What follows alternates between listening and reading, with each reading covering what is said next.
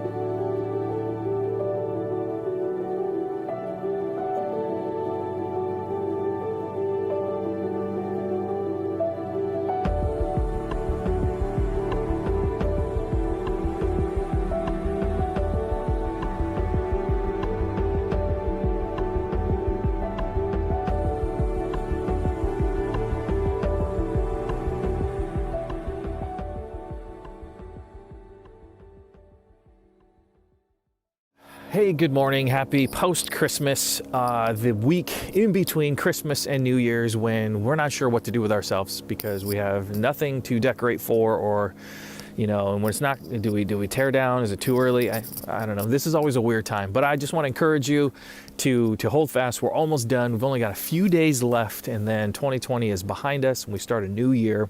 Hopefully, it is a year of growth for you. It may not have been your favorite year, but at least hopefully it's a year of growth.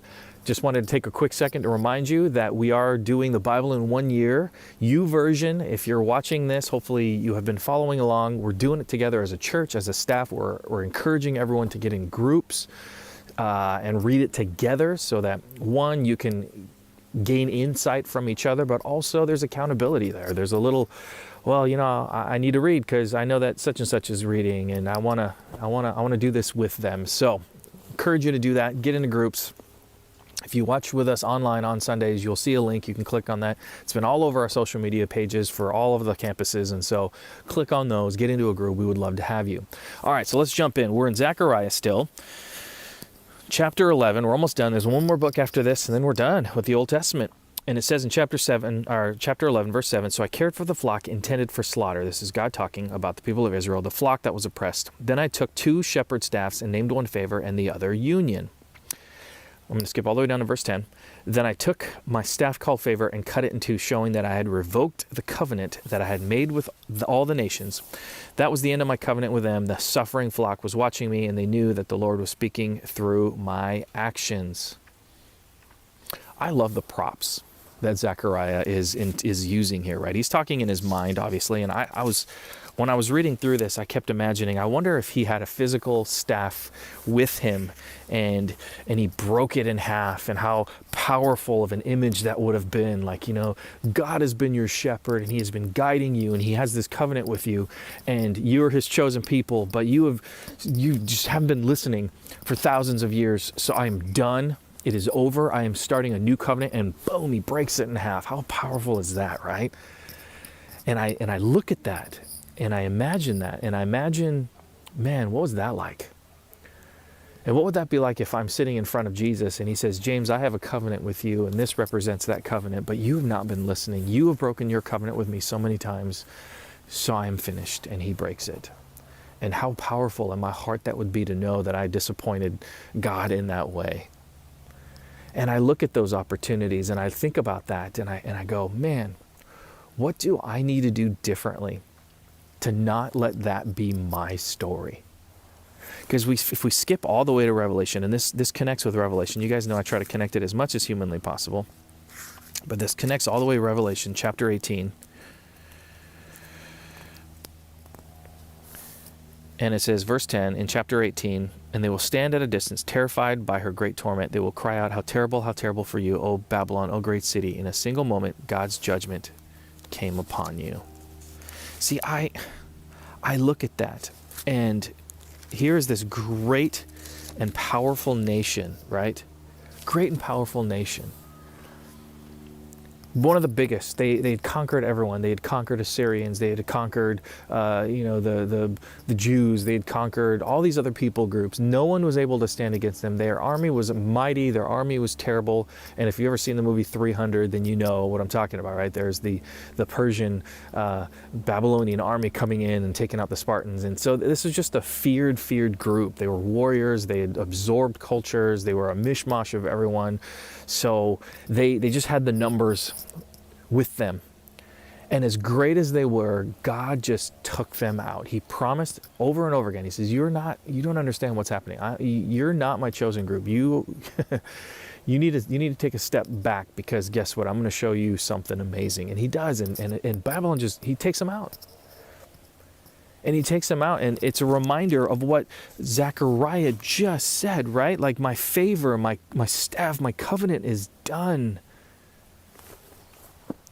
And my question to you is, how is your covenant with God? Maybe you've never said yes to Jesus. Maybe you've never committed to Jesus. And for you, you're like, well, I don't really have a covenant yet. Well, my question to you is, why not?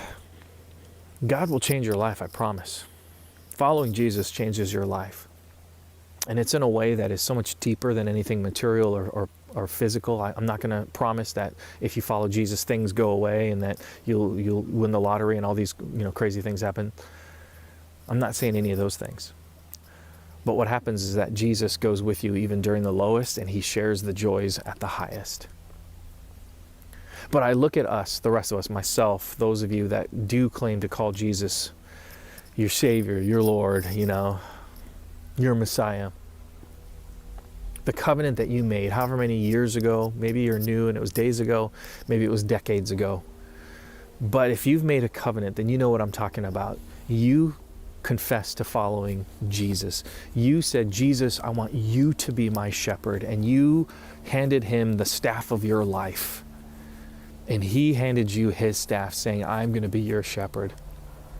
And my question to you is, have you taken that staff and have you broken it? Have you broken your commitment to him? Have you broken your covenant to him? Have you broken your desire and connection to follow him? And if you did, and you feel like you have, let me encourage you right now. It's not too late. It is not too late to recommit. It is not too late to finish out this year saying, you know what, my commitment to you has broken. I have taken this idea that you are my shepherd, and I have snapped it in half, and I've taken favor and I've thrown it aside, and I've taken union and I've thrown it aside, and I don't want that anymore. So God, please, I want to follow you. You can do that today, right now, as soon as this video is done. Spend time praying. Recommit your life to him. Finish off 2020 strong. Recommit to holding on to his staff, right? There's a verse in the Bible that says that your staff and your rod, they comfort me. Allow that to happen to you. Follow Jesus with everything inside of you and let him be your commitment. Man, I hope today is a great and fantastic day for you. Join us tomorrow for an online-only service. If you're watching right now, online only. There is no physical church services at any of the locations, so online-only service. We will see you guys next time.